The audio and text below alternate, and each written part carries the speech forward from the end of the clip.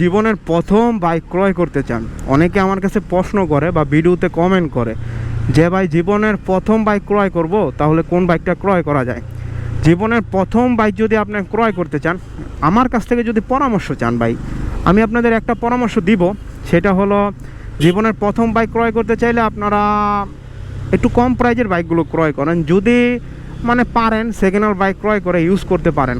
যদি আপনি জীবনে বাইক ক্রয় করে কিছু শিখতে চান বা প্রথম বাইক ক্রয় করে যদি কিছু জানতে চান বা বুঝতে চান, তাহলে আমার মতামত থাকবে আপনি সেকেন্ড হ্যান্ড মার্কেট থেকে বা সেকেন্ড হ্যান্ড ভাই ব্রাদারের কাছ থেকে একটা বাইক ক্রয় করেন। কেন? এখানে অনেক কিছু বিষয় আছে। আপনি জীবনের প্রথম যে সেকেন্ড হ্যান্ড বাইকটা ক্রয় করবেন, ওইটা আপনি ক্রয় করে অনেক কিছু শিখতে পারবেন। বাইকের বিভিন্ন পার্টসপাতির নাম বলেন, বাইকের বিভিন্ন সমস্যার কথা, সেগুলো সব আপনি বুঝতে পারবেন, জানতে পারবেন, শিখতে পারবেন, যেটা আপনি একটা নিউ বাইক ক্রয় করে আপনি বুঝতে পারবেন না। এখন অনেকে আসলে প্রশ্ন করবে যে ভাই সেকেন্ড হ্যান্ড বাইক তো মানে ঠকে যাওয়ার চান্স আছে। হ্যাঁ, আমি নিজেও বলি না, অ্যাপ্রিসিয়েট করি না যে সেকেন্ড হ্যান্ড বাইক সকলে ক্রয় করেন। এখন আপনি যদি একটা শুরুতে আনারি ড্রাইভার হন, এখন কাইন্ড অফ ড্রাইভার কিন্তু দুই ধরনের, একটা হলো আপনার খুব পাকাপোক্ত ড্রাইভার, আর একটা হলো আনারি ড্রাইভার। মানে বন্ধু বান্ধবের বাইক চালাইছে, ওরকম বাইক চালানোর এক্সপিরিয়েন্স নাই। আপনি যদি ওরকম পার্সন হন, আমি কিন্তু সবাইরে ভাই ডেডিকেটেড এই কথাটা বলতেছি না, আপনি যদি একটু মানে বাইক চালাতে কোয়ালিফুল না হন বা কোয়ালিফাইড না হন, তাহলে আপনি সেকেন্ড হ্যান্ড বাইক ক্রয় করা দরকার। কারণ ওই বাইকটা দিয়ে আপনি আস্তে আস্তে আস্তে আস্তে আস্তে আস্তে আস্তে আস্তে অনেক কিছু শিখবেন, আস্তে আস্তে আস্তে আস্তে আস্তে আস্তে অনেক কিছু জানবেন, আস্তে আস্তে আস্তে আস্তে অনেক কিছু দেখবেন, পার্টসের নাম জানবেন, বাইক নষ্ট হবে, গ্যারেজ মেকানিকের কথার অ্যান্সার দিতে পারবেন, যেটা আপনি শুরুতে যদি একটা নতুন বাইক ক্রয় করে ফেলেন তাহলে আপনি আসলে বুঝবেন না। আর আপনি যদি প্রথম বাইক ক্রয় করেন লাইফের, ওই বাইকটা মানে অনেক স্মৃতি জড়িয়ে থাকবে, যেটা আপনি নিউ বাইক ক্রয় করলে আমার পক্ষে বেটার। যদি আপনি ক্যাপাবল থাকেন, যদি আপনার ফ্যামিলি ব্যাকগ্রাউন্ড ক্যাপাবল থাকে, যদি আপনার নিজের পকেটের অবস্থা ক্যাপাবল থাকে, তাহলে। এখন আপনি যদি মানে নর্মাল মিডল ক্লাস পিপল হন, নর্মাল মিডল ক্লাস বলতে মানে আপনি দিন আনেন দিন খান, রাত বইরা গান গান, আমার মতো অবস্থা হয়, তাহলে আপনার সেকেন্ড হ্যান্ড বাইক ক্রয় করা দরকার। আমিও কিন্তু সেকেন্ড হ্যান্ড বাইক ক্রয় করছি। জীবনের প্রথম বাইকটা ছিল ইয়ামাহা এফজেড ভার্সন 2, ওইটা কিন্তু সেকেন্ড হ্যান্ড বাইক ছিল। আর ওই বাইকটা আমি ইউজ করছি 7000 কিলোমিটার। 7000 কিলোমিটার ইউজ করে আমি ক্রয় করছিলাম 27000 কিলোমিটার রানিং। আর আমি যার বাইকটা ক্রয় করছি ওনাকে আমি পার্সোনালি চিনি। সো আপনাদের ফ্রেন্ড সার্কেল ভাই ব্রাদারের ভিতরে অনেকে আসলে এমন থাকবে যে আপনি পার্সোনালি চিনেন, তার বাইকটা অনেক যত্ন সহকারে ইউজ করেছে, এই কারণে আপনি তার বাইকটা ক্রয় করবেন। যেমন আমার 2 নাম্বার বাইক যেটা ছিল লাইফের, সেটা হলো 4B।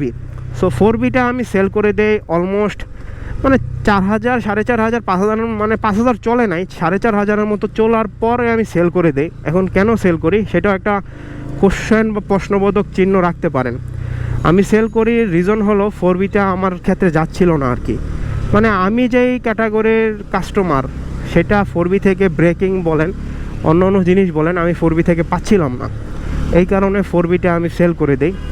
আর সব বাইকেরই কিছু খারাপ দিক আছে। ইভেন আপনার সাথে যে যাবে বা আমার সাথে যে যাবে সব বাইক তেমন না, সব বাইকেরই কিছু কনস আছে, এটা থাকবে। বাইক বলেন, মানুষ বলেন, সবের ক্ষেত্রে।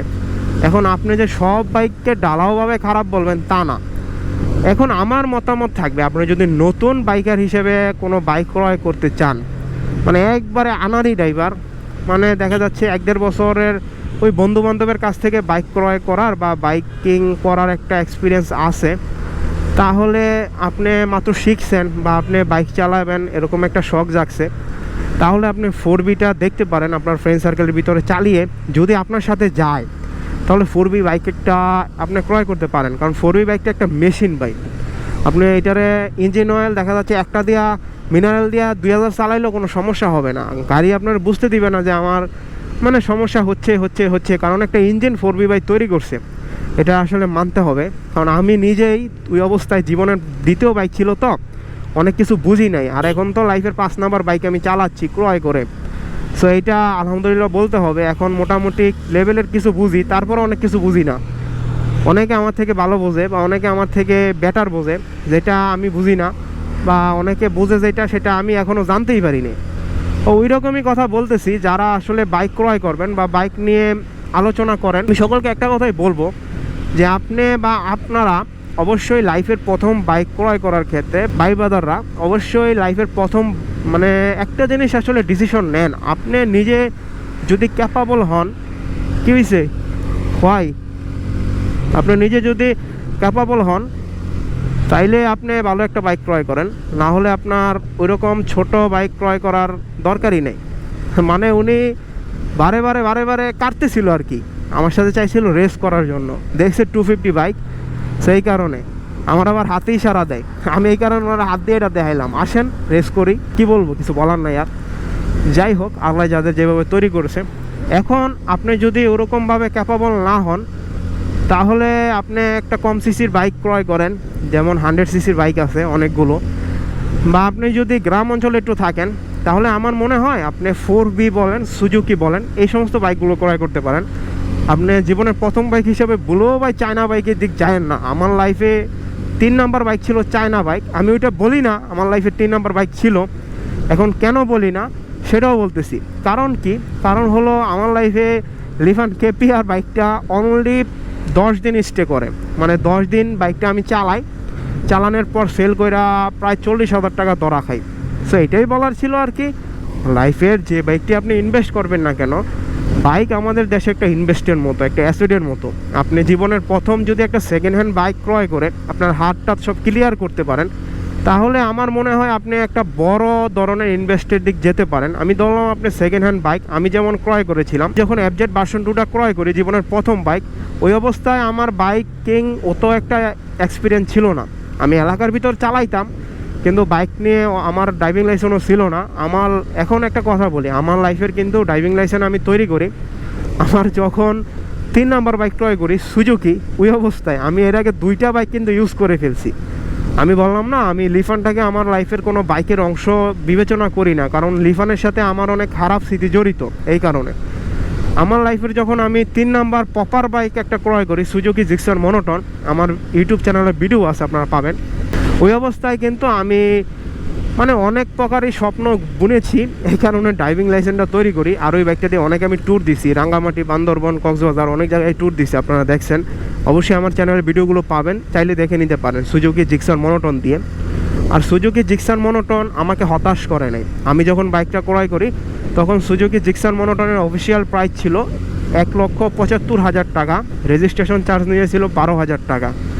এই টোটাল আমার ইনভেস্ট ছিল আমার লাইফের 3 নাম্বার বাইকের ক্ষেত্রে। সো আপনারা যদি এখনই 1,75,000 বা 2 লাখ, 2.5 লাখ টাকা ইনভেস্ট করতে ক্যাপাবল হন, আপনার বাইক ক্রয় করছেন, আপনার বাইক চালানোর অভিজ্ঞতা আছে মোটামুটি ভালো একটা লেভেলের, আপনার বাবার বাইক ছিল বা আপনার চাচার বাইক ছিল বা আপনার এলাকার ফ্রেন্ড সার্কেলের বাইক ছিল, যেটা আপনি প্রতিনিয়ত ইউজ করেন হাই রোড প্লাস এলাকার ভিতর দিয়ে, আপনার কোনো সমস্যা নেই, বাইকের কন্ট্রোলিং আপনি পুরোপুরি পারেন। এখন যে বাইকটা আপনি চালাচ্ছেন রেগুলার, চেষ্টা করেন ওই বাইকটাই কেনার জন্য, হয় সেটা ইয়ামাহা, হয় সেটা সুজুকি, হয় সেটা TVS, হয় সেটা পালসার। যে বাইকে আপনি রেগুলার ইউজ করেন চাইবেন ওই বাইকটা ক্রয় করার জন্য জীবনের প্রথম বাইক হিসেবে। ইভেন অনেকে আমাকে প্রশ্ন করতে পারে যে আমার তো পছন্দ সুজুকি জিক্সার মনোটন। এখন সুজুকি জিক্সার মনোটন আমি নিজে ইউজ করেছি, আমি নিজে এটা 15,000 কিলোমিটার ইউজ করেছি। এই বাইকটা কোনো দিক দিয়ে আমাকে অসন্তুষ্ট করে নাই। এখন কেন সেল দিছি? ওই বাইকটা আমি সেল দিছি এর প্রধান একটা রিজন হলো ওই বাইকটা আসলে আমার সাথে যাচ্ছিল না। এখন কেন আমার সাথে যাচ্ছিল না? কারণ সুজুকি জিক্সার মনোটন বাইকটা আমি যে ব্রেকিং চাচ্ছিলাম ওই ব্রেকিংটা আমার কাছ থেকে দিচ্ছিল না সাপ্লাই। এই কারণে আমি সুজুকি SF বাইকটা ক্রয় করছি। সো SF যারা ক্রয় করবেন, আমার একটা নির্দেশ থাকবে যে SF বাইক ক্রয় করেন না 2025 সালে। যদি এসআইস বাংলাদেশে কোনো দিন 2.5 লাখ টাকা হয় বা 2,70,000 টাকা হয়, অলমোস্ট সব মিলিয়ে 3 লাখ টাকার ভিতরে হয়, তাহলে আপনারা SF ক্রয় করেন। আর না হলে যে SFটা আছে বাংলাদেশে 150 সিসির, এটা যদি কোনো দিন 3 লাখ টাকা দিয়ে ডুয়েল চ্যানেল ABS দিয়ে সেল করে, তাহলে আপনারা অবশ্যই ক্রয় করেন, না হলে ক্রয় করেন না। কারণ ডুয়েল চ্যানেল ABS ছাড়া আমার মনে হয় না যে SF বাইক 150 সিসি 3,40,000 টাকা দিয়ে ক্রয় করা ভ্যালু ফর মানি হবে। আমি যখন ভিডিওটা তৈরি করছি তো ওই সময়ের প্রাইস, হয়তো ভিডিওটা যখন পাবলিশ হবে তখন SF এর প্রাইস বেড়েও যেতে পারে, কারণ সুজুকি কোম্পানি হয়তো একটা রং বা কালার দিয়ে SF এর প্রাইসটা বৃদ্ধি করতে পারে। আর আমাদের দেশের পাবলিক বাইক সম্পর্কে অনেক কিছু না বুঝেই ইনভেস্ট করে থাকে। আমি বলবো না সবাই ইনভেস্ট করে, যারা ইনভেস্ট করে কাইন্ড অফ কিছু লোক আছে, তাদের কথা বলতেছি। So thank you for watching. যারা যারা সম্পূর্ণ ভিডিওটা দেখছেন অবশ্যই কমেন্ট করে জানাতে পারবেন। আর অবশ্যই ভিডিওর ভয়েসটা এখন একটু চেঞ্জ শোনা যাচ্ছে, কারণ হলো আমার মানে গত ভিডিওগুলো যেটা দিয়েছি ওইটা থেকে আমার একটু এখন সর্দি লাগছে, তো এই কারণে একটু ভয়েসটা হালকা হালকা চেঞ্জ মনে হচ্ছে। সো যারাই আসলে এরকম মানে ডিপ্রেশনে আছেন যে আমি প্রথম একটা বাইক ক্রয় করব লাইফের, সো তাদের জন্য এই ভিডিওটা অনেক হেল্পফুল হবে। বা যারা কেনার চিন্তা ভাবনা করতেছেন যে লাইফের প্রথম একটা বাইক ক্রয় করব, তাদের জন্য অনেক হেল্পফুল হবে। সো সাপ্রি কিন্তু শুধু 100 সিসি না, 200 সিসি না, সাপ্রি সব সিসিতেই আছে। যেমন এই যে এই বাইকটা চলে গেল আমার পাশ দিয়ে, এই বাইকের ম্যাক্সিমাম স্পিড হলো গভর্নমেন্টের নিয়ম 70। আপনি ওইটা মেনে 80তেই চালান, 85তে চালান, তারপর আপনি 120 110 এরিয়াতে আপনার কী দরকার চালানো। আমি 300 ফিটের কথা বলতেছি।